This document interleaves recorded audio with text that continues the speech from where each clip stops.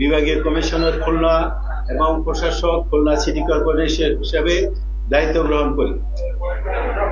আমি সর্বপ্রথম গভীর শ্রদ্ধা ভরে স্মরণ করছি 1971 সালের মুক্তিযুদ্ধে যারা শহীদ হয়েছেন, বীর শহীদ মুক্তিযোদ্ধাদের, যুদ্ধাহত মুক্তিযোদ্ধা এবং 30 লক্ষ নির্যাতিত মা বোনদেরকে, যাদের আত্মত্যাগের বিনিময়ে আমরা পেয়েছি স্বাধীন সার্বভৌম একটি বাংলাদেশ।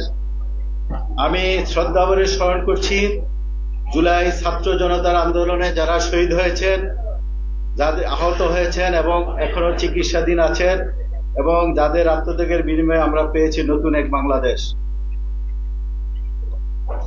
আজকের এই বাজেট অধিবেশন খুলনা সিটি কর্পোরেশনের পক্ষ থেকে আমি শ্রদ্ধা ভরে স্মরণ করছি সেই সকল শহীদদের, যাদের আত্মত্যাগ আমাদের গণতান্ত্রিক সংগ্রামে নতুন দিশা দিয়েছে।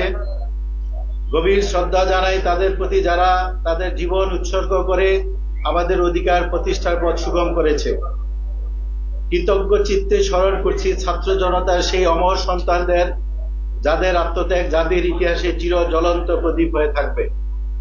তাদের সাহসিকতা ও আত্মত্যাগ এই উজ্জ্বল উদাহরণ হয়ে থাকবে, যা ভবিষ্যৎ প্রজন্মকে ন্যায় বিচারের জন্য লড়াই করতে অনুপ্রাণিত করবে। খুলনা সিটি কর্পোরেশন 2025-26 অর্থ বছরের বাজেট ঘোষণা অনুষ্ঠানের সম্মানিত সভাপতি, বিভিন্ন ওয়ার্ডের দায়িত্বপ্রাপ্ত কর্মকর্তাবৃন্দ, বিশিষ্ট সুধীজন, উপস্থিত প্রিন্ট ও ইলেকট্রনিক মিডিয়ার সাংবাদিকবৃন্দ, কেসিসির বিভিন্ন পর্যায়ের কর্মকর্তা কর্মচারী, প্রিয় নগরবাসী এবং বিভিন্ন অফিস থেকে আগত কর্মকর্তা কর্মচারীবৃন্দ, আসসালামু আলাইকুম। খুলনা সিটি কর্পোরেশনের আমন্ত্রণে বাজেট অনুষ্ঠানে উপস্থিত হওয়ার জন্য আপনাদের সকলের প্রতি কৃতজ্ঞতা জ্ঞাপন করছি।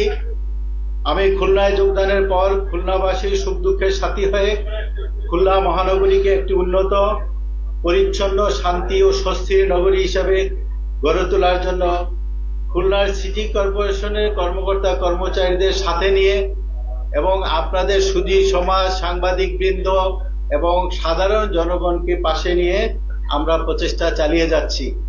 আমরা জানি না কতটুকু সফল হতে পেরেছি, ব্যর্থতার দায়ভার সম্পূর্ণ আমাদের, আর সফলতা যদি কিছু থেকে থাকে সম্পূর্ণ আপনাদের। বাজেট কোনো প্রতিষ্ঠানের আয় ব্যয়ের খতিয়ান নয়, এর মধ্য দিয়ে প্রতিষ্ঠানের উন্নয়ন ভাবনা প্রতিফলিত হয়। 2025-26 অর্থ বছরের বাজেট, প্রস্তাবিত বাজেট ও সেইভাবে প্রস্তুত করা হয়েছে। একই সঙ্গে 2024-25 অর্থ বছরের সংশোধিত বাজেটও প্রস্তুত করা হয়েছে। বর্তমান বছরের প্রস্তাবিত বাজেট ও বিগত বছরের সংশোধিত বাজেট ইতোমধ্যে আপনাদের কাছে পৌঁছে দেওয়া হয়েছে। আমি এখন তার কিছু উল্লেখযোগ্য দিক আপনাদের সামনে তুলে ধরতে চাই। আমি আপনাদের অবগতির জন্য জানাচ্ছি, আমরা যে সমস্ত কর্মকাণ্ডে হাত দিয়েছি বা আপনাদের সবার সহযোগিতায় বা অংশগ্রহণে যে সমস্ত কাজগুলি আমরা করেছি, আমরা একটি প্রজেক্টরের মাধ্যমে আমার এই সংক্ষিপ্ত বক্তব্যের শেষে তুলে ধরব। তারপরে আপনাদের যদি আমাদেরকে কোনো সাজেশন দেওয়ার থাকে বা প্রশ্ন থাকে, তাহলে আপনারা করতে পারবেন। সংশোধিত বাজেট। বিগত অর্থ বছরের প্রস্তাবিত বাজেটের লক্ষ্যমাত্রা ছিল 9,81,99,78,000 টাকা। সংশোধিত আকারে দাঁড়িয়েছে 618,25,07,000 টাকা। নিজস্ব তহবিলের অর্জনের হার হল প্রায় আমাদের 69% এবং উন্নয়ন তহবিলের অর্জনের হার আমাদের 48%। মূলত দেশের অস্থিরতা ও আর্থিক দৈন্যতার কারণে এবং সরকারের নিকট থেকে আশানুরূপ বরাদ্দ না পাওয়ার কারণে বাজেটের কাঙ্ক্ষিত লক্ষ্যমাত্রা অর্জন করা সম্ভব হয়নি। তারপরেও মোট বাজেটের অর্জনের হার হলো আমাদের প্রায় 63%। বর্তমান অর্থ বছরের প্রস্তাবিত বাজেট বর্তমানে দেশে আর্থিক মন্দা অবস্থার মধ্যেও চলমান প্রকল্পগুলি চলমান রেখে, যার জন্য আমি খুলনাবাসীর পক্ষ থেকে অন্তর্বর্তীকালীন সরকারকে ধন্যবাদ করছি যে এই প্রকল্পগুলি ওনারা বর্তমান অন্তর্বর্তীকালীন সরকার চলমান রেখেছেন। 2025-26 অর্থ বছরে বাজেটের প্রস্তাব করা হয়েছে 719,50,36,36,000 টাকা। এর মধ্যে রাজস্ব তহবিলের সম্ভাব্য আয় ধরা হয়েছে 450,93,73,000 টাকা। রাজস্ব ব্যয় ধরা হয়েছে 277,65,77,000 টাকা। অনুরূপভাবে সরকারি অনুদান দ্বিতীয় অংশে ধরা হয়েছে 130,28,00,000 টাকা। 2024 অর্থ বছরের তুলনায় 2025-26 অর্থ বছরে বরাদ্দ কম হওয়ার কারণ ক্ষতিগ্রস্ত রাস্তা উন্নয়ন 600 কোটি টাকা যেটা প্রকল্পটি ছিল, এটা 2025 সালের জুনে শেষ হয়েছে। উন্নয়ন তহবিলে বিশেষ প্রকল্পে 133 কোটি টাকা 28,63,000 টাকা বরাদ্দ রাখা হয়েছে। এটি 600 কোটি টাকার শেষ হয়েছে, এই জন্য আমাদের বাজেটের পরিধিটা কমেছে। হয়তো আপনারা অনেকে প্রশ্ন করতে পারেন, এই জন্য এই প্রশ্নটার কিছুটা উত্তর আমরা এখানে দিতে চেষ্টা করেছি। এই বাজেটের মূল বৈশিষ্ট্যগুলো হচ্ছে, এই বাজেটে নতুন কোনো করারোপ করা হয়নি। বকেয়া পৌরকর আদায়, নবনির্মিত স্থাপনার উপর প্রচলিত নিয়মে বর্ধার্য, নিজস্ব আয়ের সম্প্রসারণ যেমন মার্কেট, দোকান, নতুন স্থাপনা নির্মাণ ও সিটি কর্পোরেশনের পার্কগুলোকে আধুনিকায়ন করা হবে। এটি একটি উন্নয়নমুখী বাজেট। এই বাজেটে ড্রেনেজ ব্যবস্থার উন্নয়ন, জলাবদ্ধতা নিরসন এবং আরো উন্নয়নের লক্ষ্যে প্রয়োজনীয় ব্যবস্থা গ্রহণ করা হয়েছে। আপনারা জেনে খুশি হবেন যে জলাবদ্ধতা নিরসনের জন্য আমরা সুন্দর একটি প্রকল্প হাতে নিয়েছি। এটা আপনারা ওই প্রজেক্টরের মাধ্যমে দেখতে পারবেন, যে যেখানে সাধারণত আমাদের এখানে রয়্যালের মোড় বা কোনো জায়গায় হচ্ছে, পানি জমাট বেঁধে যায়, নদী থেকে পানি ভিতরে ঢুকে যায় জোয়ারের সময়, আমরা 4টা পাম্প হাউস নির্মাণ করব। 4টা পাম্প হাউস নির্মাণের আমাদের টেন্ডার চলমান, শিগগিরই শেষ হয়ে যাবে। এই 4টি পাম্প হাউস যদি আমরা নির্মাণ করতে পারি, ইনশাআল্লাহ নগরবাসী স্বস্তি পাবে এবং কোনো জলাবদ্ধতা থাকবে না। অন্যান্য যে জলাবদ্ধতার জন্য যে ব্যারিকেড গুলি আছে, বাধাগুলো আছে, আপনারা দেখছেন, আমরা ম্যাজিস্ট্রেটের নেতৃত্বে বা আমরা সিটি কর্পোরেশনের নেতৃত্বে আমরা এই ছোটখাটো বাধাগুলি দূর করছি এবং ভবিষ্যতেও আপনারা যদি আইডেন্টিফাই করে করেন তাহলে আমরা এগুলি ব্যবস্থা নিব। এটা একটা কথা না বললেই নয়, আমরা যখন কোনো জায়গায় কোনো সমস্যার সম্মুখীন হই, রাজনৈতিক নেতৃবৃন্দ থেকে শুরু করে সুশীল সমাজ সবাই এগিয়ে আসেন এবং সম্মিলিতভাবে এই কাজগুলো সমাধান করার চেষ্টা করছেন। এই জন্য আমি রাজনৈতিক নেতৃবৃন্দ এবং সুশীল সমাজ এবং অন্যান্য যারা আছেন জনপ্রতিনিধি, তাদেরকে আমরা ধন্যবাদ জানাচ্ছি। এই বাজেটে স্বাস্থ্য ও বর্জ্য ব্যবস্থাপনার উন্নয়নে গুরুত্ব দেওয়া হয়েছে। সিটি কর্পোরেশনের স্থাপনা রক্ষণাবেক্ষণেও বিশেষ গুরুত্ব দেওয়া হয়েছে। এ বাজেটে নাগরিক জীবন মান উন্নয়নের লক্ষ্যে পার্ক, বাজার, ধর্মীয় উপাসনালয়, তারপরে কেসিসির বিভিন্ন দপ্তর আধুনিকায়ন কাজ চলমান রয়েছে। এ বাজেটে ডেঙ্গু মোকাবেলায় মাইকিং, লিফলেট বিতরণ, নগরবাসীকে সচেতনকরণ সহ মশক নিধন কার্যক্রম অব্যাহত আছে।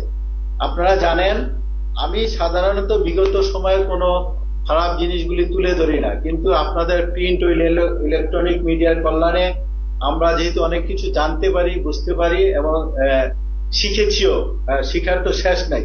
আমি আপনাদের অবগত করার জন্য জানাচ্ছি, আমরা বিগত মশক নিধনে যে আমরা টেন্ডার করেছিলাম, বারবার আমরা চেষ্টা করেছি এই যাতে গ্রহণযোগ্য মাত্রায়, ইতিমধ্যে আমরা প্রথমবার টেস্ট করেছি, আমরা কাঙ্ক্ষিত মাত্রা ঔষধ পাইনি।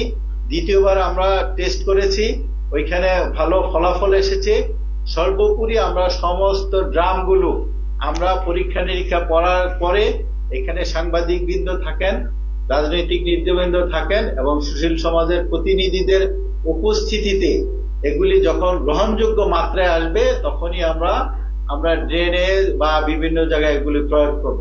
বিগত সময়ে এই বিষয়গুলি হলো, এগুলি সঠিকভাবে পরীক্ষা নিরীক্ষা হয় নাই এবং ঔষধের মান খারাপ ছিল। জলবায়ু পরিবর্তন জনিত কারণে যে ক্ষতি সাধিত হচ্ছে, তা মোকাবেলায় আমরা অবকাঠামো গড়ে তোলা এবং ক্ষতিগ্রস্ত নাগরিকদের স্বনির্ভর করে তোলা সহ বস্তি এলাকায় রাস্তাঘাট, ড্রেন, কালভার্ট, ল্যাট্রিন সহ শিক্ষার মানোন্নয়নে বিভিন্ন বাজেটে নেওয়া হয়েছে। এই বাজেটে আগস্ট 2024 ও তার পূর্বে শহীদদের স্মৃতিসৌধ নির্মাণ সহ বেশ কিছু পরিকল্পনা গ্রহণ করা হয়েছে। আশা করি এগুলি আমরা বাস্তবায়নে সক্ষম হব। আমি যেটা বলছিলাম আপনাদেরকে যে শিক্ষার মানোন্নয়নে আমরা এখানে একটু বেশি গুরুত্ব দিচ্ছি। যেমন আপনারা জানবেন যে সারা বাংলাদেশে এসএসসি পরীক্ষার গড় পাশের হার ছিল 69, আর আমাদের কেসিসি পরিচালিত 5টি প্রতিষ্ঠান আছে, প্রতিষ্ঠানের গড় পাশের হার হলো 98%। আমরা চাচ্ছি যে ঝরে পড়া শিশুদেরকে যাতে অন্ততপক্ষে সিটি কর্পোরেশনের আওতাধীন এলাকা না থাকে। পাশাপাশি আমি বিভাগীয় কমিশনার হিসাবে সমস্ত ডিসিকে নির্দেশনা দিয়েছি যাতে ঝরে পড়া শিশুর সংখ্যা কোনো মতে বাড়তে না পারে, এটা যাতে আমরা জিরোর কোঠায় নিয়ে আসতে পারি। প্রিয় নগরবাসী, এখন আমি বর্তমান অর্থবর্ষের বাজেটে কিছু উল্লেখযোগ্য দিক আপনাদের কাছে উপস্থাপন করব। খুলনা সিটি কর্পোরেশনের নিয়মিত মাস্টার রুল আউটসোর্সিং কর্মকর্তা কর্মচারী ও পরিচ্ছন্ন কর্মকর্তাদের বেতন ভাতা প্রতি বছরই বাড়ছে। নিজস্ব সংস্থাপন ব্যয় মিটিয়ে নিজস্ব তহবিল হতে উন্নয়ন খাতে 114,89,05,000 টাকা বরাদ্দ রাখা হয়েছে। এর মধ্যে পূর্ত খাত, বিএমডিএফ, অবকাঠামো তৈরি, সড়কবাতি, শিক্ষা ও সংস্কৃতি, সমাজ কল্যাণ, পরিবেশ, জনস্বাস্থ্য, ভেটেরিনারি ও কনজারভেন্সি উন্নয়ন খাতে 100,23,05,000 টাকা, মেরামত ও রক্ষণাবেক্ষণ খাতে 14,66,00,000 টাকা এবং মূলধন খাতে 7,90,00,000 টাকা বরাদ্দ রাখা হয়েছে। বার্ষিক উন্নয়ন কর্মসূচি এডিপি থেকে থোক ও বিশেষ বরাদ্দ। এবছর বার্ষিক উন্নয়ন কর্মসূচি এডিপি উন্নয়নে বাজেট বরাদ্দ রাখা হয়েছে 55 কোটি টাকা। উক্ত থোক বরাদ্দ থেকে উক্ত খাতে 23,32,00,000, জরুরি পানি চাহিদা খাতে 70,00,000 টাকা, ভেটেরিনারি খাতে 70,00,000 টাকা, রাজস্ব খাতে 8,72,00,000 টাকা এবং কনজারভেন্সি খাতে 21,56,00,000 টাকা আপাতত বরাদ্দ রাখা হয়েছে। এটা কম বেশি হতে পারে। চাহিদা অনুযায়ী বরাদ্দ পাওয়া গেলে কাঙ্ক্ষিত উন্নয়ন সম্ভব হলে বলে আমি দৃঢ় আশাবাদ ব্যক্ত করছি। আপনাদের অবগতির জন্য জানাচ্ছি যে আমাদের ভেটেরিনারি যে দিকে আপনারা ইদানিং খেয়াল করছেন কিনা, আমি আসার পরে দেখলাম যে আমাদের নগরে যে গরু জবাই হয় এখানে আমাদের ভেটেরিনারি পরিদর্শন কাঙ্ক্ষিত মানের ছিল না। আমি আমাদের ভেটেরিনারি ডিপার্টমেন্টকে নির্দেশনা দিয়েছি প্রতিদিন তার টিম নিয়ে যাবে যে সমস্ত জায়গায় গরু জবাই হয়, তার অনুমোদন নেওয়ার পর মাংসগুলি তারপর বিক্রি হবে বা জবাই হবে। আপনারা ফেসবুকে দেখছেন বা করছেন, আমি জানি না আপনারা জানেন কিনা। যদি জেনে থাকেন তাহলে আমাকে ফিডব্যাক দিবেন। আপনাদের কাছ থেকে কোনো ভুল ত্রুটি থাকলে আমরা জেনে এটি সংশোধনের চেষ্টা করব এবং আরো সক্রিয় হওয়ার চেষ্টা করব। 2025 অর্থ বছরে জাতীয় এডিপিতে 2টি প্রকল্পে প্রায় 75,28,00,000 টাকা বরাদ্দ রাখা হয়েছে, যা চলতি বছরে পাওয়া যাবে। এটি হলো আমি সংক্ষেপে একটু বললাম আপনাদেরকে বাজেটের দিকগুলি। বিস্তারিত আপনারা এখানে জানতে পারবেন এবং আমাদের একটা প্রজেক্টর আছে, এই প্রজেক্টরের মাধ্যমে আপনারা অনেক কিছু জানতে পারবেন। আমি এগুলি আমার সংক্ষিপ্ত বক্তব্যটা শেষ করছি। পরবর্তীতে আপনাদের সাথে আমরা মুক্ত আলোচনায় অংশ নেব। তখন আমরা আপনাদের কাছ থেকে আপনাদের যে মূল্যবান বক্তব্যগুলি আমরা গ্রহণ করব সবার কাছ থেকে আমরা এগুলি ডকুমেন্টারির পরে আমাদের মুক্ত আলোচনাটা হবে। ওই সময় আপনাদের মতামত দিতে পারবেন, ওইখানে হাত উঠাবেন, তারপরে আমরা বক্তব্যগুলি নিব। তারপরে আগে আমরা আমাদের ডকুমেন্টারি একটু দেখি, ঠিক আছে? একটু যে সাংবাদিক ভাইয়েরা ওইটাতে তো দেখবে।